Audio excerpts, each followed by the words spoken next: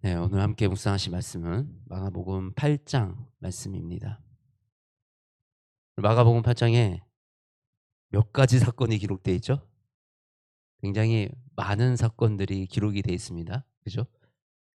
이 마가복음의 특징이 굉장히 빠른 전개로 나아가는 게 특징이에요. 그래서 굉장히 여러 사건들이 다른 이 맥락으로 묶여 있는 것 같지만, 제가 이 마가복음 계속 묵상하면서 놀라운 것은 한 장마다 이 드러내고자 하는 이것이 명확하게 있구나라는 것을 깨닫고 이것을 발견하고 있습니다. 먼저 우리 제일 먼저 어떤 사건이 일어나나요? 4천 명을 먹이신 사건이 있습니다. 4천 명. 우리가 이 예수님의 사역을 보면 예수님의 사역은 먹이시는 사역이 굉장히 많았어요. 제자들과도 함께 식사를 하시고 이 세리들과도 식사를 하시고 또 5천 명을 먹이시고 4천 명을 먹이시고, 그래서 항상 보면 뭐 이렇게 먹이십니다. 그리고 예수님께서 십자가에 못 박혔다가 부활하시고 와서 제자들에게 오셨을 때도 떡과 생선을 구워서 제자들을 먹이셨어요. 이처럼 예수님 사역에 먹이는 사역이 참 많이 있습니다. 어떤 신학자가 먹이는 사역을 빼면 예수님의 사역에 남는 것이 없다라고 얘기할 정도로 이 예수님은 먹는 사역을 굉장히 중요하게 생각하셨던 것을 알 수가 있습니다. 그런데 이게 단순히 정말 그냥 단순히 먹는 문제를 예수님이 보여주신 것인가? 예수님의 먹던 사역에는 어떤 의미가 있었는가, 우리가 좀 살펴볼 필요가 있습니다.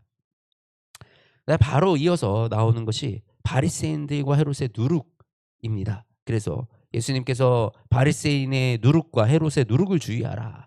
이 누룩이 예수님이 무슨 말씀하신 거예요? 바리새인들과 이 헤롯의 잘못된 이 가치관과 가르침을 조심해라. 이것들이 너희 삶에 들어왔을 때 엄청나게 많은 이 잘못된 큰 변화를 가져올 수 있기 때문에 주의하라 말씀하신 건데, 제자들은 그것을 정말 떡에 대한 이야기로 받아들인 거예요. 우리 떡 한 개밖에 안 챙겨왔는데 깜빡하고 떡 하나밖에 안 가져왔어. 예수님 그거 말씀하시는 건가?라고 그렇게 얘기를 하는 겁니다.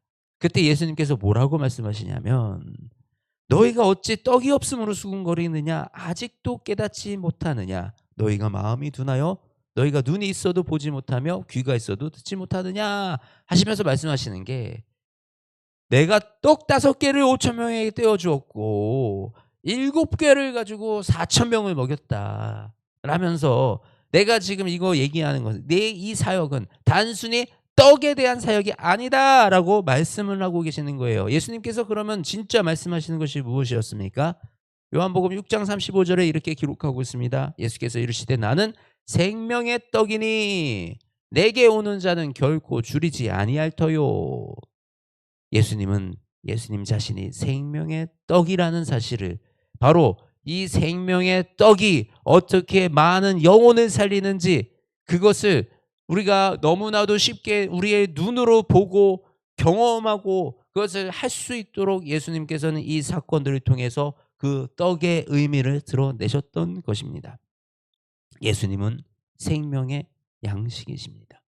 예수님, 그래서 우리가 지금도 이 성찬을 통해서 예수님을 기억하며 떡을 떼며 예수 그리스도의 몸을 우리가 먹고 그러면서 예수님을 기억하고 있는 것은, 단순히 우리가 그 육신을 먹는 것이 아니라 예수 그리스도의 몸, 바로 그 생명의 양식을 우리가 먹음으로 그 예수님을 기억하고 우리가 예수님과 합하여 하나가 되는 그것을 기억하고 행하는 것입니다. 바로 이어서 나오는 것이 베세다에서 맹인을 고치는 사건이 나오십니다. 예수님께서는 이 맹인들을 많이 고치셨어요. 근데 예수님께서는 이 맹인들을 보면서 무엇이 보이느냐 물으시니 쳐다보며 이르시되 나무 같은 것들이 보인다라고 하셨어요.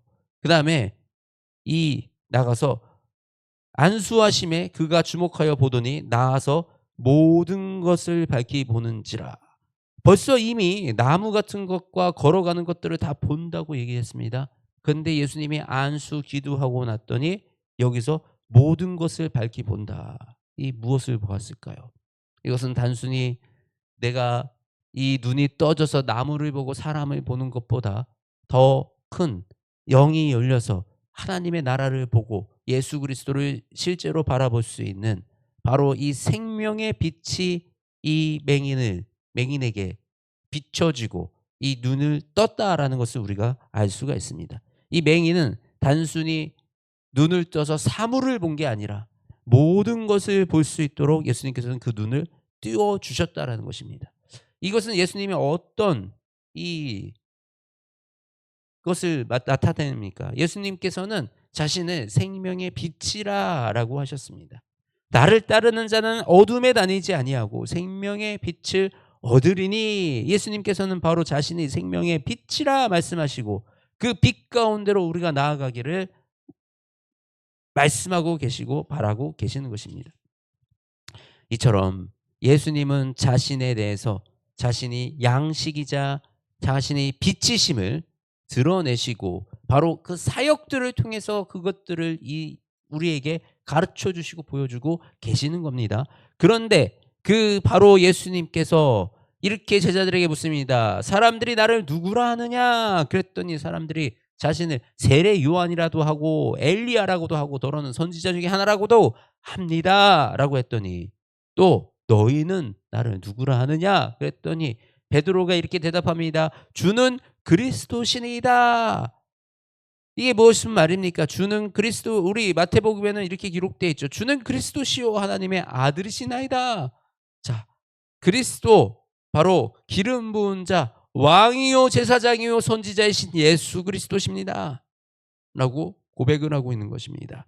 그렇습니다. 그래서 예수님은 이 베드로를 칭찬합니다. 그런데 바로 예수님께서는 왕 같은 제사장이시기 때문에, 하나님의 아들이기 때문에, 이 왕이시고 제사장이시고 하나님의 아들이시기 때문에 바로 이 세상의 빛과 이 세상의 생명의 양식이 되실 수가 있었던 것입니다. 우리가 세상을 밝히는 빛이 되고자 한다고 빛이 될 수 있습니까? 우리가 생명의 양식이 될 수 있습니까? 우리로서는 할 수 없습니다.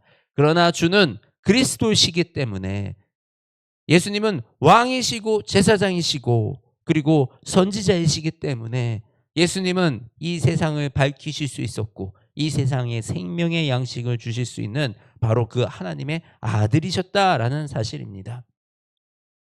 그런데 도리어 그 다음에 바로 이어서 베드로가 예수님이 이 십자가에 못 박혀 이 고난 받으시고 죽었다 살아날 것을 말씀하시니까 예수님께서 바로 뭐라고 말씀하십니까?